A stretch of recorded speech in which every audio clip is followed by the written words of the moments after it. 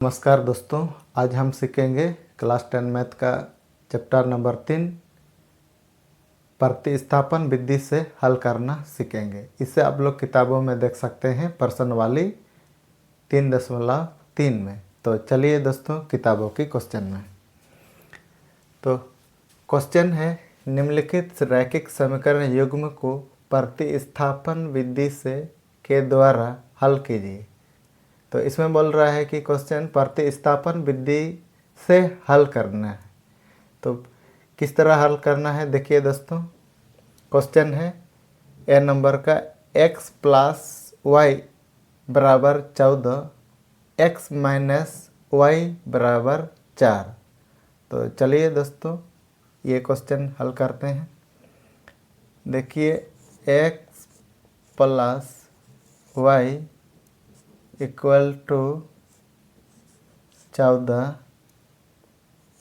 x minus y equal to 4।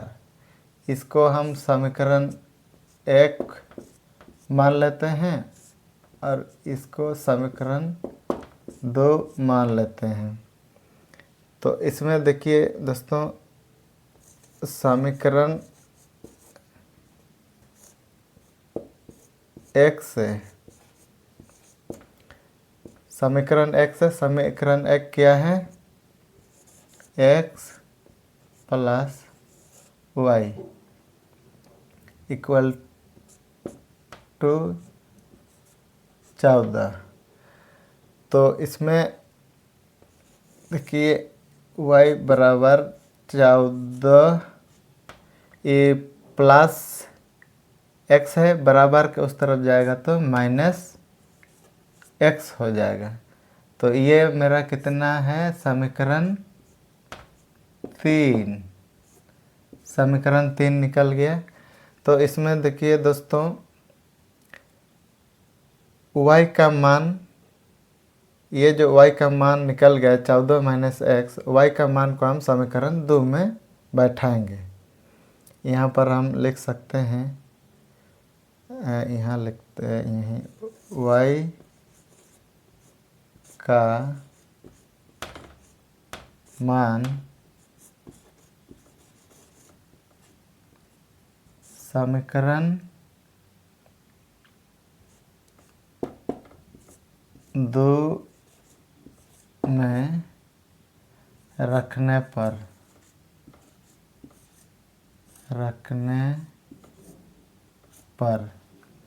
तो y का मान समीकरण 2 में रखने पर, समीकरण 2 क्या है,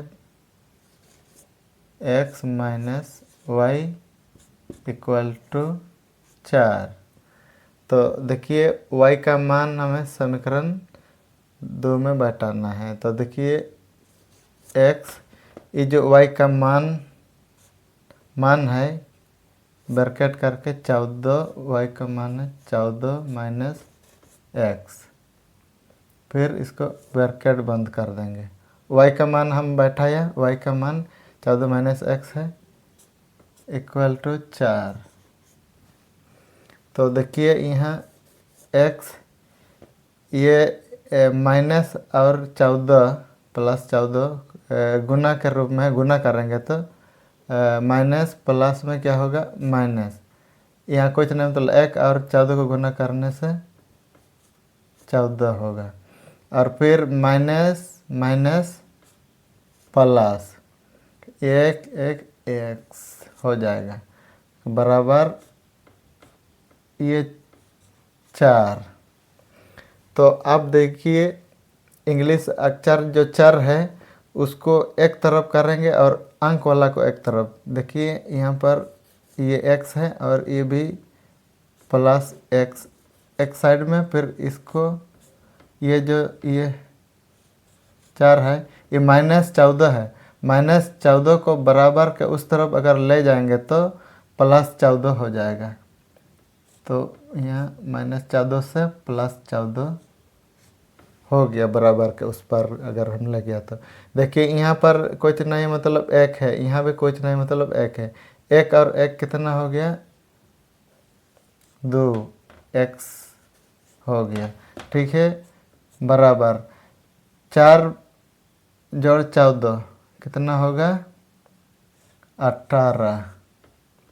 तो देखिए ये गुना के रूप में है 2x, तो गुना के रूप में रहेगा तो बराबर के उस पर जाएगा तो भाग में बदल जाएगा। देखिए इस तरह x इक्वल टू 18 बटा ये 2 नीचे आ जाएगा। तो कितना होगा, हम भाग करेंगे तो 2 9 18। तो x का मान कितना निकल गया 9। ठीक है दोस्तों, यहाँ पर कितना निकल गया x का मान 9। तो अब हम x का मान समीकरण 3 में बैठा देंगे। तो देखिए दोस्तों, यहाँ पर हम लिखेंगे इस तरफ में x का मान समीकरण 3 में रखने पर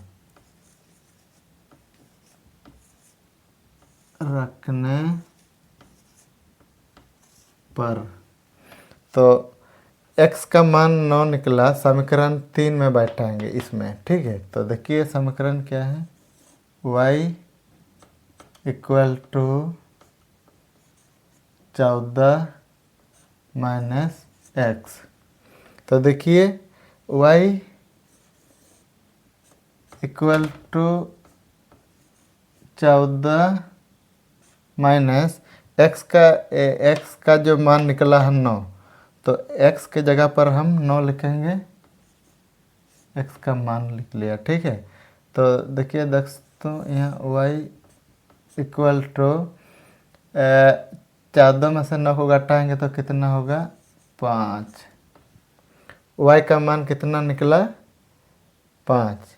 तो देखिए इसलिए x इक्वल टू कितना है 9 और y का मान कितना निकला 5।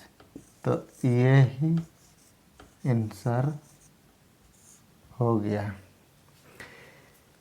इस तरह से दोस्तों प्रतिस्थापन विधि से हल किया जाता है। प्रतिस्थापन विधि का मतलब होता है x या y का मान निकालकर दूसरे समीकरण में बैठाना ही प्रतिस्थापन विधि कहते हैं। तो चलिए दोस्तों, धन्यवाद।